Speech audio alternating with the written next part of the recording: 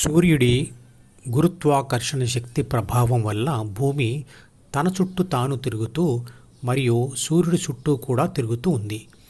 ఈ రెండిటి మధ్య శూన్యాకాశమున్నా కూడా శూన్యం ఉన్నా కూడా సూర్యుడి ఆకర్షణ శక్తి ఆ శూన్యం నుండి భూమి మీద ప్రభావం చూపిస్తూ ఉంది.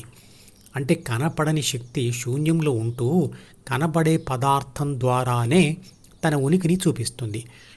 పదార్థం లేకుండా శక్తి యొక్క ప్రభావం మనం చూడలేము. శక్తి మరియు పదార్థముల మధ్య ఉన్న సంబంధాన్ని మంత్రపుష్పంలో చక్కగా వివరిస్తాడు. దాని లింక్ను వీడియో డిస్క్రిప్షన్లో పెడుతున్నాను, వినండి. దీని వివరణ కూడా మధుపదం యూట్యూబ్ ఛానల్లో ఉంది.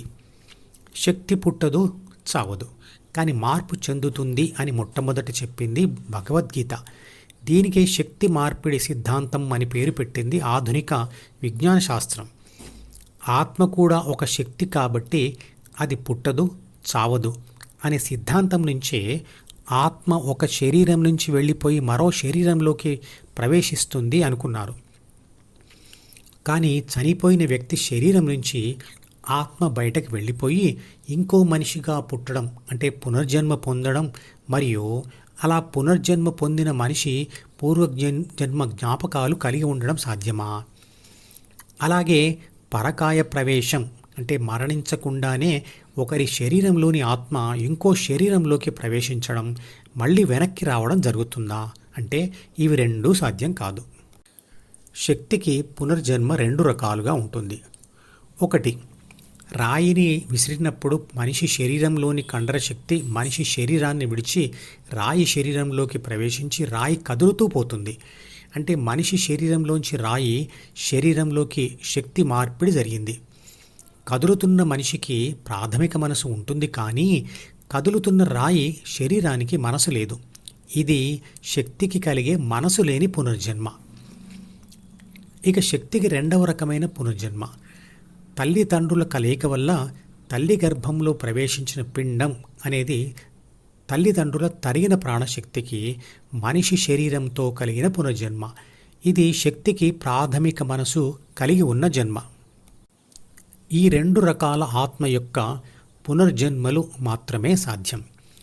మనిషి పుట్టినప్పటి నుండి చివరి క్షణం వరకు అతని ప్రాణశక్తి నిరంతరంగా పనులు చేస్తూ తరిగిపోతూ విశ్వశక్తిలో కలిసిపోతూ ఉంటుంది.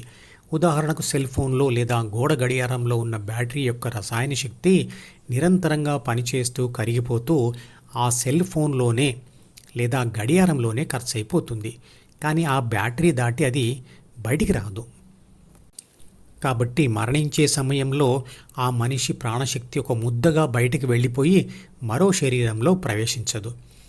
చనిపోయిన వ్యక్తికి జ్ఞాపకాలు భద్రపరిచే మెదడు కూడా శరీరంతో పాటు నశించిపోతుంది. కాబట్టి జ్ఞాపక శక్తి కూడా ఆ శరీరంతో పాటే నశించిపోతుంది. కాబట్టి గత జన్మ జ్ఞాపకాలు ఉన్నాయి అని అనడం కూడా తప్పే.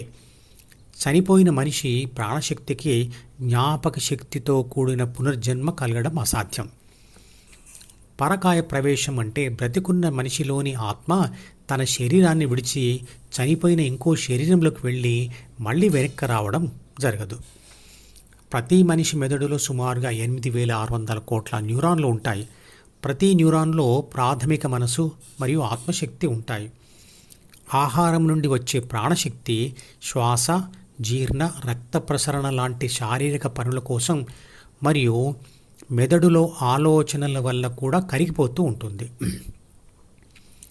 ఎప్పుడైతే తిన్న ఆహారం నుండి తగినంత ప్రాణశక్తిని శరీరం తయారు చేయలేకపోతుందో అప్పుడు అది చేస్తున్న పనులతో ఖర్చు అయిపోతూ తరిగిపోతూ చివరికి పూర్తిగా రోబోట్లో బ్యాటరీ శక్తి తగ్గినట్లుగా ఖర్చయిపోవడమే శరీరానికి మరణం.